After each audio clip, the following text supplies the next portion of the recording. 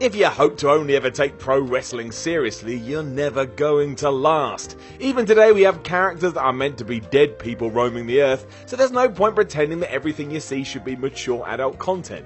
Even when we did have that, porn stars gave up their 9 to 5 to wrestle. The beauty of wrestling is that at its heart, it's absolutely bonkers. That doesn't mean some people in charge don't know where to draw the line. I'm all for silliness and nonsense, but when the scales tip too far in the opposite direction, it's almost impossible to justify being a fan, especially if someone new to the product is sat by your side. Why did that man just pretend to have sex with a dead mannequin is not a question that has any justifiable answer. You just have to shrug your shoulders and remember wrestling has forsaken you once more. I'm Simon from What Culture, and this is the 10 most bizarre wrestling matches of all time. Number 10, the King of the Road match at WCW Uncensored 1995. I'm all for creativity and thinking outside the box, truly I am. If we didn't do that, we wouldn't have been treated to some truly wonderful moments throughout the years, and I'd rather promoters try than just stuck to the basic format. It's fun! However, when WCW tried to do a King of the Road match Uncensored in 1995, it was so bad, both people involved got fired.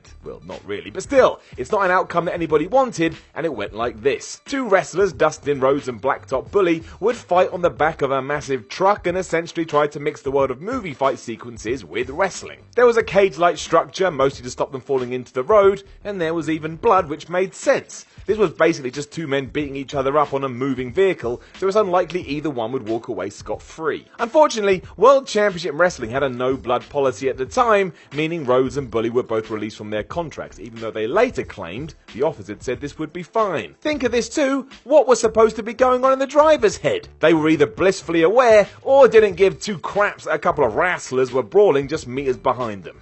Really weird, this. Number 9, Vince McMahon vs. Stephanie McMahon at WWE No Mercy 2003. Need I say more? Apart from the fact this would never happen in 2018, you can always enjoy the knowledge that this was an I Quit match and that clearly Vince McMahon will literally do anything for the business. Fair play to him, I guess. In case that wasn't strange enough, go and watch The Thing. Not only do you get to see Vince choking his daughter with a lead pipe as his eyes bulge out of his head like his brain is about to explode, but the CEO also throws Linda to the ground and makes out with Sable when all is said and done. Why wouldn't this be a thing? Now personally, I can think of about 65,876 reasons, but what do I know? Nothing. Clearly. Vince won because of course, and all of this is proper uncomfortable viewing that, don't forget, was both devised and agreed to by all parties involved. 2003 was a strange time for WWE as the Attitude Era cooled off and new times arrived on the scene. If this was indeed the direction that was planned, I don't think going PG was that bad at all. Number 8, the Good Housekeeping match at WWF No Mercy 1999. If you go back and watch late 90s WWE today, the overwhelming feeling you'll come away from it thinking is how offensive and bad taste a lot of the segments with women are. It's a good thing the company's revolution did come, because this is almost unwatchable today.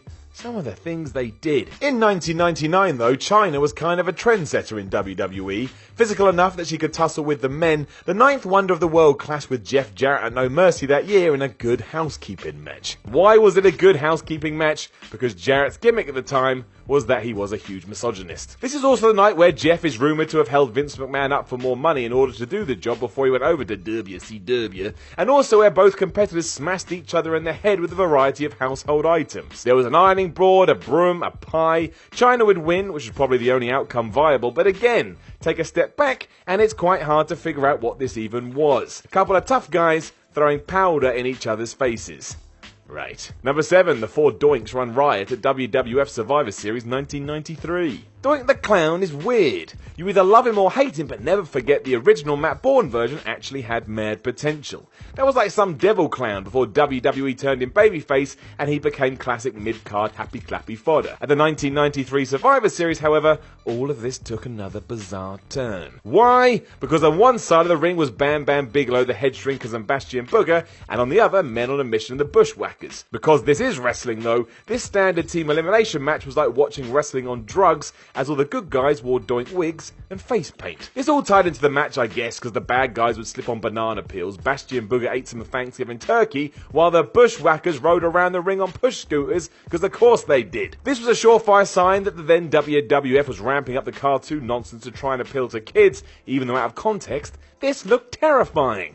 Probably gave some people nightmares. Number 6, the Chamber of Horrors at WCW Halloween Havoc 1991. WCW liked a bit of nonsense in the early 90s. Before the NWO made them edgy and cool, World Championship Wrestling was more like a weird friend that you enjoyed talking to for a while, but soon wanted a break from. You just never knew what they were going to come out with. So in 1991, when management wanted something different to open Halloween Havoc, the Chamber of Horrors was created. Really just a massive cage where the goal was to get someone in the chair of torture and electrify them. And you heard that right. El Gianti teamed with Sting and the Steiner brothers to face Abdullah the Butcher, the Diamond Stud, Big Van Vader, and Cactus Jack. Given that this was WCW, there was even more stupidity when cameras caught the switch in the on position, meaning Mick Foley had to turn it off before accidentally frying Abdullah. But hey, at least they tried, and watching it today is hilarious. It's so goofy and, wait for it, electrifying. Sorry. Number 5, The Kennel from Hell at WWF Unforgiven 1999. Don't work with children or dogs. It's a long-touted rule in the entertainment industry, mostly because you can't control either. WWE rarely goes near the former, but at Unforgiven 1999, the latter was the focal point of an entire match. Seeing the Big Boss Man and Al Snow fight it out in a Hell in a Cell after Boss Man had fed Al's own pup to him, which is just outrageous when you think about it, the dog theme continued here, or in short, numerous attack dogs were positioned around ringside. Because they're not human beings, though, they spent most of the time pissing everywhere and humping one another. So in that sense, at least they were having a good time.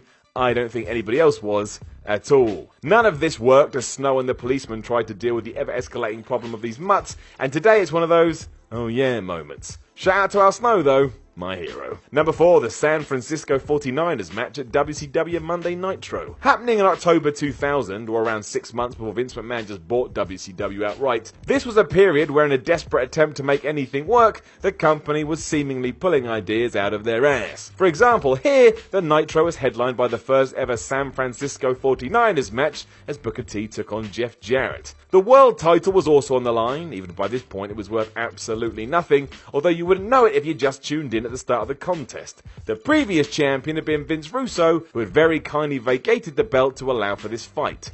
That makes me sick. As for the bout itself, it was just bizarre, hence why it's in this list. Resembling some kind of kid's toy, the title was placed in one box and there were 4 other boxes in total, 3 holding weapons and 1 containing the gold. The object was to beat up your opponent and then open the crates one by one, and at one point, Booker T found a framed promo pic of Scott Hall.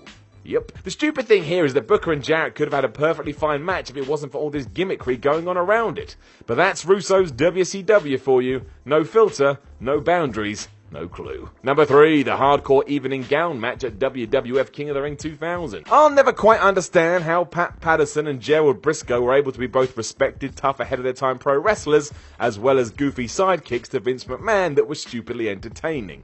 It doesn't make any sense. Stooges throughout the Attitude Era and fondly remembered for that, the issue was always going to be if WWE knew where to draw the line. If you're a long-term fan, you know the line is usually so far off in the distance, the company doesn't even realise it exists. Hence why at the King of the Ring 2000, Patterson and Briscoe squared off in an evening gown match for the Hardcore title.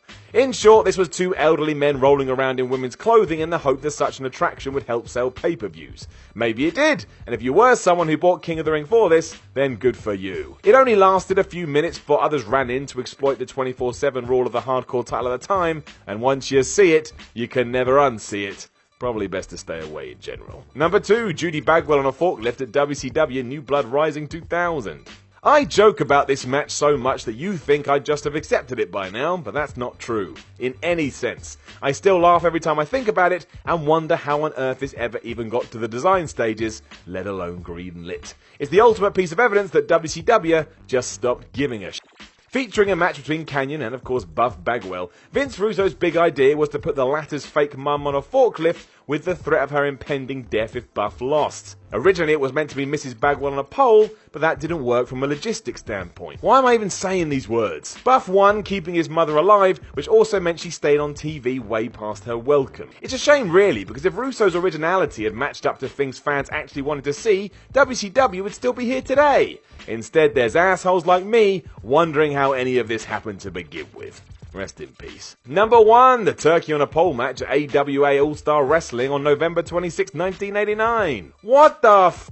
the deal with on a pole matches in wrestling. It doesn't make any sense again. Why do I want to see two people fighting over something on a pole? But apparently I do, because aside from recent years, they happen all the damn time. Going back in time though, in 1989 the once great AWA was on its last legs. 2 years later they'd be dead, and the reason may be that Verne Gagne decided a turkey on a pole match would get everyone revved up and excited. It did not. Trying to tap into Thanksgiving traditions, Colonel Divas faced Jake the Milkman Millman, and it kept getting worse and worse when the announcers were told to sell this idea like it was going to change pro wrestling forever. Like the milkman getting his hands on the bird first would revolutionize life as we know it. What would have been a better summary was the company were out of ideas. In reality, it's quite sad to see the promotion so far down the pecking order given how important it had been to the industry, but that is entertainment for you.